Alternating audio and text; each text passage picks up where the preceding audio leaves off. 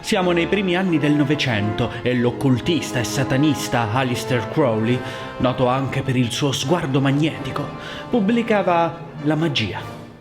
Nel libro troviamo scritto che l'adepto si alleni a pensare al contrario, a scrivere al contrario e ascolti al contrario anche dischi musicali. Crowley esercitò una certa influenza sulla controcultura degli anni 60, tanto che i Beatles lo inseriranno nella famosa copertina dell'album Sgt. Pepper's. Eccolo qui Crowley, con il suo inconfondibile look in stile Zio Fester. Nello stesso periodo gli artisti pop cominciavano a sperimentare una tecnica che si chiama backmasking e inserivano nei loro dischi messaggi segreti che potevano essere compresi solo al contrario. Saranno proprio i Beatles a popolarizzare questo concetto in canzoni come Rain, in cui l'ultima riga del testo è la prima al contrario.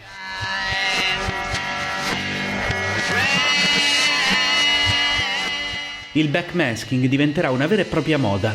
Pensate che i Pink Floyd nel 79 inseriranno nel brano Empty Spaces un'intera frase al contrario, un messaggio segreto, ironico.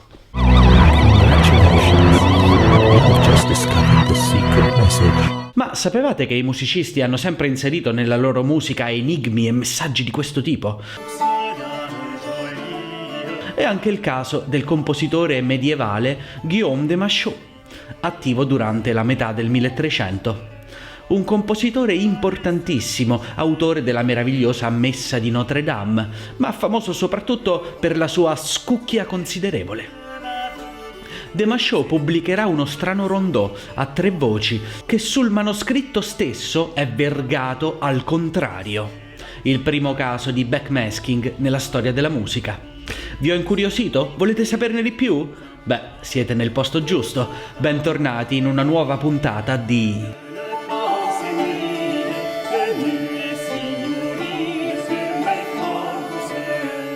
Ciao, io sono Francesco e sul mio canale parlo di musica classica, antica e pop. Vi invito a recuperare tutti i video che ho fatto fino ad adesso, così vi farete un po' di cultura musicale. Iscrivetevi subito al canale, così vi togliete il pensiero. E un ringraziamento speciale a tutti i donatori e gli abbonati.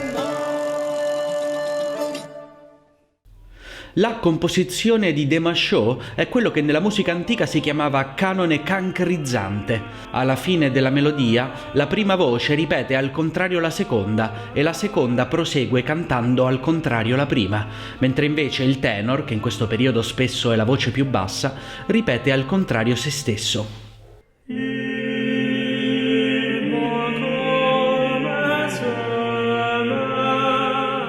Ecco la soluzione dell'enigma di De Machaut, ma la risposta era celata nel testo del brano, che infatti recita: «La fine è il mio inizio».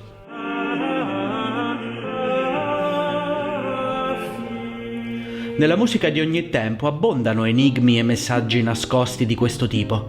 Volete un altro esempio? Beh, è il caso di citare allora il compositore rinascimentale Josquin des Prez e la sua famosa Missa Hercules Dux Ferrarie.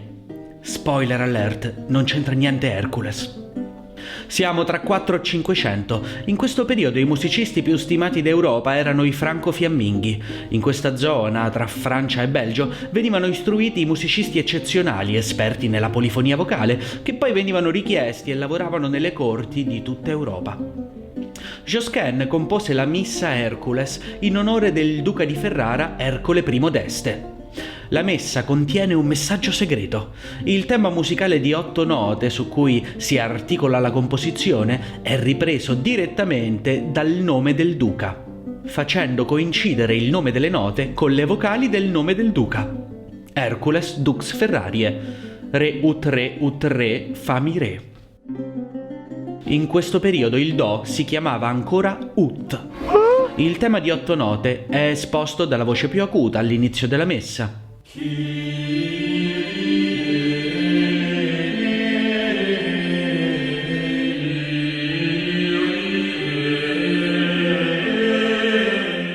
E poi viene riproposto al tenore facendo da base a queste dolcissime elaborazioni contrappuntistiche.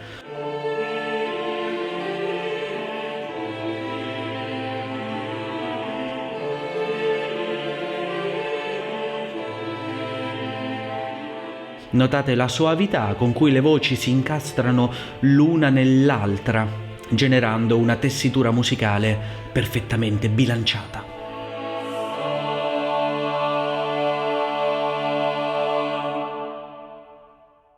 Questo modo di comporre, traendo le note da un nome, ebbe largo seguito. Nel 1558 il teorico musicale Zarlino, nel suo imponente trattato Le istituzioni armoniche, l'avrebbe definito soggetto cavato. Zarlino scrive: «Ma bisogna sapere che tal soggetto può essere fatto dal compositore come fece Gioscuino i tenori cavati dalle vocali di cotali parole». E fu così che nacque l'espressione, ancora oggi diffusa in tutto il mondo, di soggetto cavato. Bella pensata, Zarlino. Ma cavato da cosa? Re, mi, fa. Da dove vengono queste strane sillabe che usiamo per indicare le note musicali? Ve lo siete mai chiesto?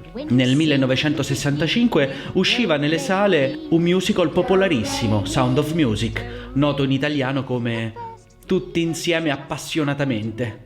Strano che non ci hanno messo la parola mamma, di solito ci mettono la parola mamma. Nella famosa canzone Do Re Mi, Maria insegna ai bambini le note musicali, ricollegandole ad alcune parole. Me, a name I call myself, far a long way to run, so a needle pulling thread. Me, a name I call myself, far a long way to run, so.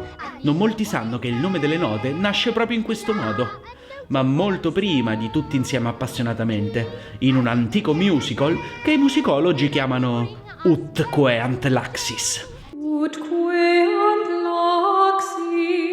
Siamo intorno all'anno 1000 e Guido d'Arezzo, un teorico e pedagogo musicale che operava nell'antica sede della cattedrale di Arezzo, per insegnare le altezze musicali ai suoi allievi, inventò questo metodo basato su una melodia che saliva di emistichio in emistichio.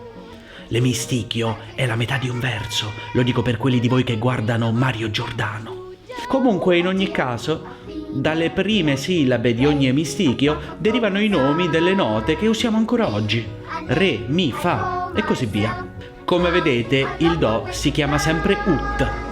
Perché non lo chiamiamo più Ut? Era una ficata. Ut. Prima di proseguire vi invito di nuovo a iscrivervi al canale. Non vi costa nulla e mi dà una grande mano. Condividete il video per far sapere a tutti che preferireste anche voi Ut a Do. E se volete potete sostenermi abbonandovi al canale e donando. Tutte cose che mi aiutano un sacco. Ut! Nel 1999 l'artista di musica elettronica Aphex Twin pubblicava il suo album Window Licker. Non passò molto e qualcuno si accorse che gli strani suoni alla fine della traccia Equazione, il cui titolo è effettivamente un'equazione, contenevano una misteriosa firma musicale. Utilizzando uno spettrogramma, infatti, notiamo come nella traccia stessa sia rappresentato il volto dell'artista, Richard James. Aphex Twin. È uno solo, non sono gemelli. Credevo fossero due gemelli. Wow, per niente inquietante. È molto comune che i compositori inseriscano nelle proprie composizioni delle firme nascoste e questo ci riporta di nuovo al Medioevo. Nel 1305 a Padova venne consacrata la straordinaria cappella degli Scrovegni, affrescata da Giotto. In quel periodo il magister della cappella era un certo Marchetto da Padova. Il giorno della consacrazione venne eseguito un suo mottetto, Ave Regina Celorum. Non sappiamo molto su Marchetto da Padova, tranne il fatto che era di Padova. Molti brani attribuiti a Marchetto sono di attribuzione incerta, tranne questo, che è sicuramente stato scritto dal compositore. E come facciamo a saperlo? Perché tra le note è impresso il nome del compositore stesso. Al tempo non esistevano i programmi spettrografici, ma c'erano altri modi per nascondere in un brano il volto del compositore. Prendendo infatti le prime sillabe dei versi del brano, otteniamo l'acrostico del nome del compositore, Marcum Paduanum. quando uno è di Padova e vuole farlo sapere a tutti. Certo che il vero maestro della firma musicale è senz'altro stato Johann Sebastian Bach. Attraverso un processo di crittografia musicale egli traspose il suo cognome in un tema musicale. La notazione alfabetica fa corrispondere ad ogni nota una lettera e la notazione tedesca utilizzava 2 lettere diverse per si e si bemolle. Attraverso questo meccanismo il cognome Bach si trasforma in un motivo musicale. Bach intesse la sua firma all'interno di molte composizioni, fughe, una giga, dalle suite inglesi, il concerto brandeburghese numero 2 e molte altre. A proposito, avete visto il mio video sui concerti brandeburghesi? Dovreste proprio recuperarvelo. Io ci tengo molto, fatemi sapere che ne pensate. Insomma, la firma di Bach la notiamo anche in questa fuga contenuta nell'Arte della fuga, l'ultima opera incompiuta composta da Bach. Io vi saluto, alla prossima, anzi, a bistorpala.